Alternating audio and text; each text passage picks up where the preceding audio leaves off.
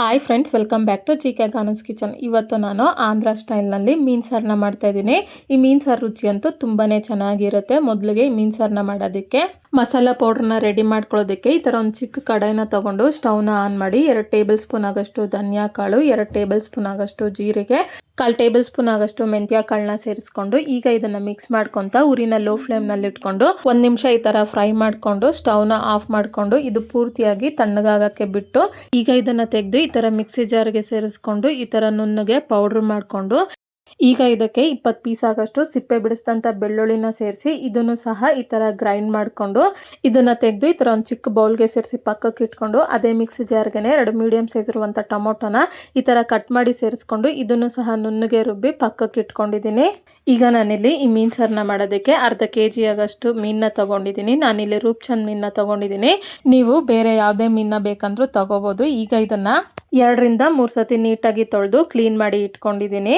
ಹಾಗೆಯೇ ನಾನಿಲ್ಲಿ ಅರ್ಧ kg ಮೀನಿಗೆ ಈ ಥರ 50 ಗ್ರಾಮ್ ಆಗಷ್ಟು ಹುಳ್ಸೆಯನ್ನು ಅರ್ಧ ಗಂಟೆ ಮುಂಚೆನೇ ನೆನೆಸಿ ಇಟ್ಟಿದ್ದೆ. ಈಗ ಇದನ್ನು ಕೈನಲ್ಲಿ ಈ ಥರ ಕಿವುಚ್ಕೊತಾ ಇದ್ದೀನಿ. ಈ ಥರ ಕಿವುಚ್ಕೊಂಡು ಇದರಲ್ಲಿರುವಂಥ ಹುಳ್ಸೆನ್ ಸಿಪ್ಪೆನೆಲ್ಲ ಈ ಥರ ಸಪ್ರೇಟಾಗಿ ತೆಗೆದ್ಬಿಡ್ತಾ ಇದ್ದೀನಿ.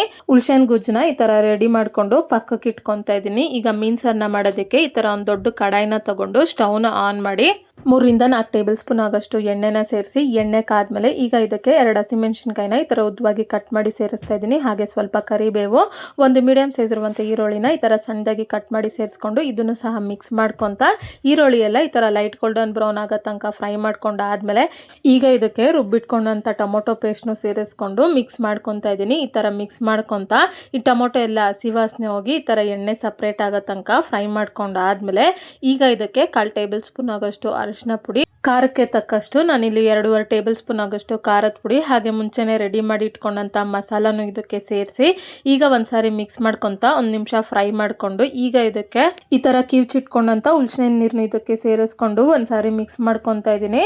ಹಾಗೆ ರುಚಿಗೆ ತಕ್ಕಷ್ಟು ಕಲ್ಲುಪ್ಪನ್ನ ಸಹ ಸೇರಿಸ್ಕೊಂಡು ಇನ್ನೊಂದು ಸಾರಿ ಇದನ್ನು ಮಿಕ್ಸ್ ಮಾಡ್ಕೊತಾ ಇದ್ದೀನಿ. ಇದೇ ಸ್ಟೇಜ್ನಲ್ಲಿ ಉಪ್ಪು ಖಾರನೆಲ್ಲ ಚೆಕ್ ಮಾಡಿಕೊಂಡು ಏನಾದರೂ ಕಮ್ಮಿ ಇದ್ದರೆ ಅಡ್ಜಸ್ಟ್ ಮಾಡಿಕೊಂಡು 1-2 ನಿಮಿಷ ಈ ಥರ ಕುದಿಸ್ಕೊಂಡಾದ್ಮೇಲೆ ಈಗ ಇದಕ್ಕೆ ಸ್ವಲ್ಪ ನೀರನ್ನ ಸೇರಿಸ್ಕೊಂಡು ಇನ್ನೊಂದು ಸಾರಿ ಇದನ್ನು ಮಿಕ್ಸ್ ಮಾಡ್ಕೊತ ಹಾಗೆ ಈ ಮೀನು ಸಾರು ಕನ್ಸಿಸ್ಟೆನ್ಸಿ ಈ ಥರ ಇರಬೇಕು. ತುಂಬ ಗಟ್ಟಿನೂ ಇರಬಾರ್ದು, ಹಾಗೆ ತುಂಬ ತೆಳುವಾಗೂ ಇರಬಾರ್ದು. 5 ನಿಮಿಷ ಇದನ್ನು ಕುದಿಸ್ಕೊಂಡಾದ್ಮೇಲೆ ಈಗ ಇದಕ್ಕೆ ಮೀನು ಪೀಸ್ನೆಲ್ಲ ಒಂದೊಂದಾಗೆ ಈ ಥರ ಸೇರಿಸ್ಕೊಂಡು ಈಗ ಇದನ್ನು ಮುಚ್ಚಿಟ್ಕೊತಾ ಇದ್ದೀನಿ. 15 ನಿಮಿಷ ಈ ಮೀನು ಸಾರನ್ನ ಮೀಡಿಯಂ ಫ್ಲೇಮ್ನಲ್ಲೇ ಕುದಿಸ್ಕೋಬೇಕು. ಹಾಗೆ ಮಧ್ಯದಲ್ಲಿ ಈ ಥರ ಮಿಕ್ಸ್ ಮಾಡ್ಕೋಬೇಕು. ಸೌಟ್ನಿಂದ ಈ ಥರ ಮಿಕ್ಸ್ ಮಾಡ್ಕೊಳ್ತೀರ ಈ ಥರ ಕಡಾಯಿನ ಈ ಥರ ತಿರುಗಿಸ್ಕೋಬೇಕು. ಮತ್ತೆ ಇದನ್ನು ಮುಚ್ಚಿಟ್ಕೊಂಡು 15 ನಿಮಿಷ ಆಗೋ ತನಕ ಮೀನು ಸಾರನ್ನ ಈ ಥರ ಕುದಿಸ್ಕೊಂಡಾದ್ಮೇಲೆ ಈಗ ಇದಕ್ಕೆ ಕೊನೆಯದಾಗಿ ಸಣ್ಣದಾಗಿ ಕಟ್ ಮಾಡಿದಂಥ ಕೊತ್ತಂಬರಿ ಸೊಪ್ಪನ್ನ ಸೇರಿಸಿ ಮತ್ತೆ ಇದನ್ನು ಮಿಕ್ಸ್ ಮಾಡಿಕೊಂಡು ಮುಚ್ಚಿಟ್ಕೊಂಡು ಒಂದು ಅರ್ಧ ಗಂಟೆ ಇದನ್ನು ಹಾಗೆ ಬಿಡ್ತಾ ಇದ್ದೀನಿ. ಈಗ ಅರ್ಧ ಗಂಟೆ ಆದಮೇಲೆ ನೋಡಿ ಈ ಮೀನು ಸಾರು ಈ ಥರ ರೆಡಿ ಆಗಿದೆ. ಹಾಗೆ ಈ ಮೀನು ಸಾರನ್ನ ಅವತ್ತೇ ಮಾಡಿದ ದಿನನೇ ತಿಂದಿರ ಮಾರನೇ ದಿನ ತಿಂದರೆ ತುಂಬಾ ಚೆನ್ನಾಗಿರುತ್ತೆ. ಈಗ ಈ ಮೀನು ಸಾರನ್ನ ಈ ಥರ ಸರ್ವಿಂಗ್ ಪ್ಲೇಟ್ಗೆ ತೊಗೊತಾ ಇದ್ದೀನಿ. ಈ ಮೀನು ಸಾರು ಅನ್ನದ ಜೊತೆಗೆ ತುಂಬಾ ಚೆನ್ನಾಗಿರುತ್ತೆ. ಈ ರೆಸಿಪಿನ ಮನೇಲಿರುವ ಪದಾರ್ಥದಲ್ಲೇ ತುಂಬಾ ಈಸಿಯಾಗಿ ಮಾಡ್ಕೋಬೋದು. ಬಿಗಿನರ್ಸು ಸಹ ಒಂದ್ಸಾರಿ ಈ ಥರ ಮೀನು ಸಾರನ್ನ ಟ್ರೈ ಮಾಡಿ ನೋಡಿ, ತುಂಬಾ ಚೆನ್ನಾಗಿ ಬರುತ್ತೆ. ಈ ರೆಸಿಪಿನ ನೀವು ಒಂದ್ಸರಿ ಟ್ರೈ ಮಾಡಿ ನಿಮ್ಗೆ ಹೇಗೆ ಬಂತು ಅಂತ ನನಗೆ ಕಮೆಂಟ್ ಬಾಕ್ಸ್ನಲ್ಲಿ ತಿಳಿಸಿ. ಹಾಗೆಯೇ ನಿಮ್ಗೆ ಯಾವುದೇ ರೆಸಿಪಿ ಬೇಕಾಗಿದ್ರೂ ಕಮೆಂಟ್ ಬಾಕ್ಸ್ನಲ್ಲಿ ಕಮೆಂಟ್ ಮಾಡಿ.